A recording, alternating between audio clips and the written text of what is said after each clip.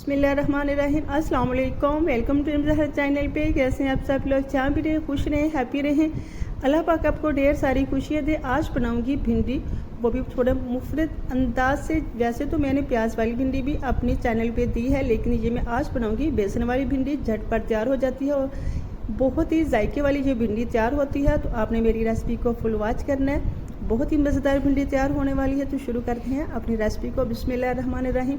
यहाँ मैंने 1 kg ली है भिंडी, धो के अच्छी तरह से इसमें मोटी मोटी कटिंग कर ली है। अब इसमें मैं शामिल कर देती हूँ 1 चम्मच लाल मिर्च का, आधा चम्मच इसमें मैंने शामिल कर दिया हल्दी पाउडर का, 1 चम्मच इसमें शामिल कर दिया चाट मसाले का और आधा चम्मच इसमें शामिल कर दूंगी मैं नमक का।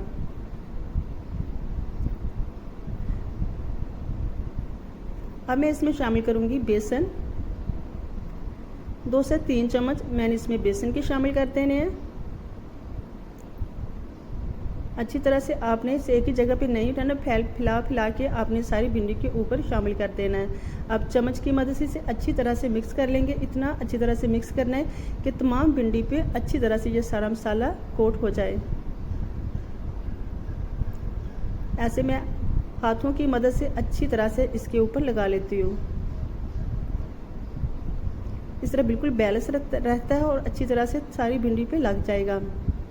ये देखें, अच्छी तरह से सारी भिंडी पे लग चुके हैं। अब मैं इसमें शामिल करूँगी वाइट विनीगर। अगर आपके पास वाइट विनीगर नहीं है तो इसमें आप लेमन का जूस भी शामिल कर सकते हैं, 2 से 3 लेमन का जूस। यहाँ मैंने 3 चम्मच भर के शामिल कर दिए वाइट विनीगर के और 1.5 चम्मच इसमें मैं शामिल करूँगी सोया सॉस के।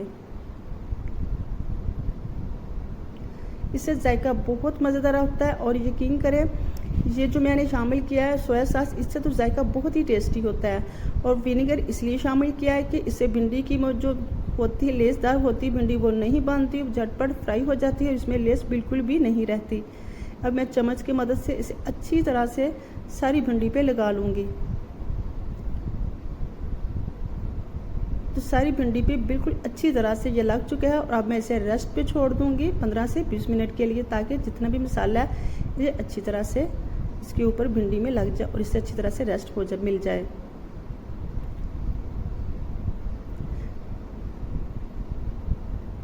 तो एक भिंडी पे बहुत अच्छी तरह से मसाला लग चुका है। इसे मैंने 10 मिनट के लिए रेस्ट पे छोड़ा था। उसके बाद मैंने इसे शामिल कर दिया गर्म किए हुए ऑयल में। इसे मैं हल्का सा फ्राई कर लेती हूँ। इतना फ्राई करना है कि इसके 2 से 3 मिनट के लिए फ्राई करूँगी, ताकि इसकी जितनी भी लेस है वो ख़त्म हो जाए। थोड़ी देर के लिए ढक्कन लगाऊंगी ताकि ये अच्छी तरह से नीचे बैठ जाए। तो लीजिए जी, अच्छी तरह से ये सारा इसकी जो जितनी भी लेस है वो ख़त्म हो चुकी है, ये देखें। और इतनी अच्छी खुशबू आ रही है। तो सारी भिंडी अच्छी से फ्राई हो चुकी है। अब मैं इसे निकाल लूँगी।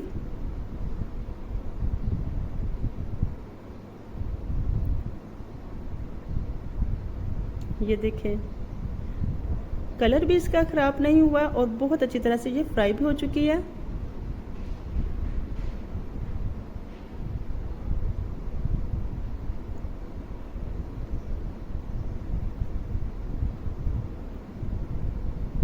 अभी से इतनी खुशबू आ रही है। अभी तो तैयार भी होने में बहुत टाइम रहता है और यकीन करें इतनी अच्छी और मज़ेदार खुशबू आ रही है। अगर आप मेरे तरीके से बनाएंगे तो फिर आपके घर में तो हो जाएगी वाह वाह।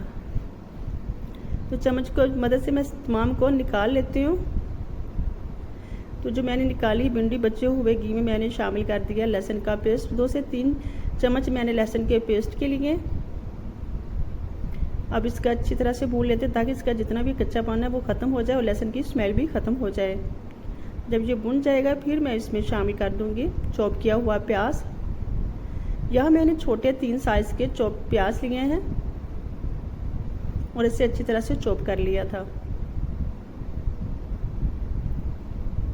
इसे भी फ्राई करते हैं 4 से 5 मिनट और इसमें मैं शामिल कर दूंगी 3 टमाटर कटिंग किए हुए। 5 से 7 मिनट के लिए मैं इसे भून लूँगी ताकि मसाला अच्छी तरह से मिक्स हो जाए। अब मैं इसमें स्पाइसी शामिल करती हूँ। 1 चम्मच मैंने फिर से इसमें शामिल कर दिया लाल मिर्च का, आधा चम्मच हल्दी का, 1 चम्मच मैंने इसमें गरम मसाले का शामिल कर दिया और 1 चम्मच इसमें मैंने शामिल कर दिया नमक का।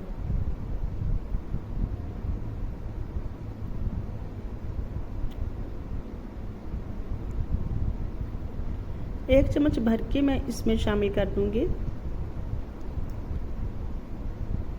चाट मसाले का। अब इसको अच्छी तरह से भून लेंगे। अच्छी तरह से मसाला भून चुका है। अब मैं इसमें 1 प्याली दही की शामिल कर देती हूँ। 100 ग्राम के करीब मैंने दही लिया।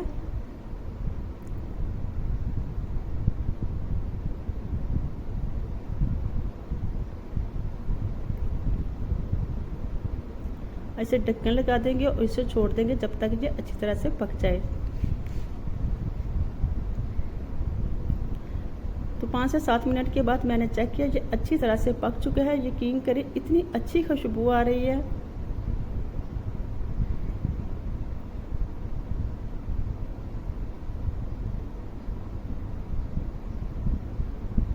मसाला बिल्कुल पक चुका है, किनारों ने बिल्कुल घी छोड़ दिया है। अब मैं इसमें शामिल कर दूंगी भिंडी, जो कि फ्राई करके अच्छी तरह से मैंने रखी हुई थी। ऐसे में मैं शामिल करने के बाद इसे 4 से 5 मिनट के लिए इसकी भुनाई करूंगी, ताकि जितना भी मसाला है इसके अंदर तक अच्छी तरह से इनहेल्स हो जाए। जो थोड़ा बहुत भिंडी का कच्चापन है वो भी ख़त्म हो जाएगा।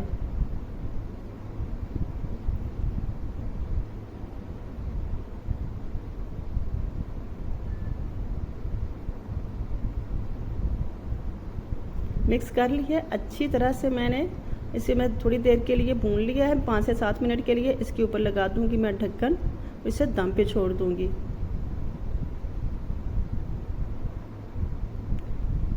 तो लीजिए जी, इतनी अच्छी खुशबू आ रही है। और दम पे मैंने सिर्फ इसे रखा था 5 से 7 मिनट के लिए और इसने सारा घी छोड़ दिया। इसके ऊपर लगाएंगे ढेर सारा धनिया और सब्ज मिर्च। इसमें मिक्स कर लूँगी। तो भिंडी बन के तैयार हो चुकी है। बहुत अच्छी खुशबू आ रही है, आपने ज़रूर ट्राई करना है। ये देखिए इतनी अच्छी बनी है भिंडी। इसके ऊपर ढक्कन लगाएंगे, उसे 2 से 3 मिनट दम पे छोड़ते हैं, फिर उसे डिश आउट करते हैं। बिस्मिल्लाहिर्रहमानिर्रहीम। तो लीजिए जी, इतनी अच्छी भिंडी बन के तैयार हो चुकी है। इतनी मज़े की टेस्टफुल भिंडी तैयार हुई है। तो अगर आपको मेरी इस स्टेज पे वीडियो अच्छी लगी है तो काइंडली आप मेरी वीडियो को लाइक कीजिएगा। चैनल पे नए हैं तो चैनल को सब्सक्राइब भी कर लें। अगर सब्सक्राइब नहीं किया तो सब्सक्राइब करने के साथ बेल आइकन को लास्ट में प्रेस किया करें, ताकि हर आने वाली नई वीडियो का नोटिफिकेशन आपको बर वक्त मिलता रहे। कमेंट बॉक्स में मुझे ज़रूर बताइएगा कैसी लगी है आपको मेरी आज की रेसिपी। इसके ऊपर लगाऊंगी मैं सब्ज मिर्चें और धनिया। माशाल्लाह से बहुत अच्छी भिंडी बन के तैयार हो चुकी। अपना और अपनी फैमिली का ढेर सारा ख्याल रखिएगा। मुझे भी दुआओं में याद रखना। मिलते हैं नेक्स्ट रेसिपी के साथ, तब तक के लिए अल्लाह निगहबान।